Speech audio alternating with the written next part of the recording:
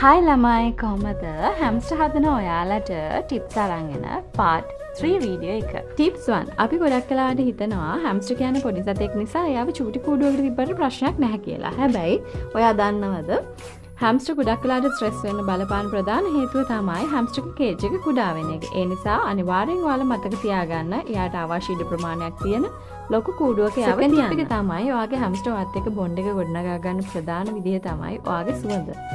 ඔයාගේ සුවඳින් තමයි එයා ඔයාව ගොඩක් වෙලාවට අඳුරගන්නේ. ඉතින් unfamiliar smell එකක් එයාට ලං වෙනකොට එයා ගොඩක් වෙලාවට බය වෙනවා, ස්ට්‍රෙස් වෙනවා, හැංගෙන්න බලනවා.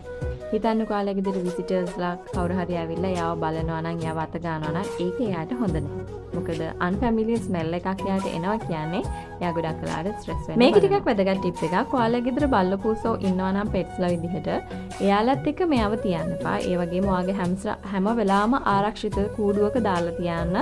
පූස්සෝ බල්ලෝ ගෙදර ඉන්නවනම්. ඒ වගේම තමයි එයාගේ කේජ් එක හදනකොට එයාට අනිවාර්යෙන් හයිඩින් ඒරියාස් කීපයක් තියන්න. මොකද සමහරක් වෙලාවට එයා හිතන්නේ නැති වෙලාවට බය වුණාම එයාට ත්‍රෙඩ් එකක් කියලා දැනුනහම එයා ගොඩක් වෙලාවට හයිඩින් ස්පේස් එකකට යනවා. ඔයාගේ කේජ් එකේ හයිඩින් ස්පේස් එකක් නැත්නම් එයා ගොඩක් වෙලාවට ස්ට්‍රෙස් වෙන්න බලනවා. ලාස්ට් ටිප් එක තමයි හැම්ස්ටර්ව කැච් කරන විදිහ. ඔයා එයාව කැච් කරන විදිහ එයාට අන්කම්ෆර්ටබල් නැත්නම් එයා දන්නවා ඔයාගෙන් එයාට ත්‍රෙඩ් එකක් නැහැ කියලා. ඔයාගේ කැච් එක එයාට කම්ෆර්ටබල් නම් එයාව කාම් කරනවා නම් එයාගේ බොන්ඩ් එක තව තවත් වැඩි වෙනවා.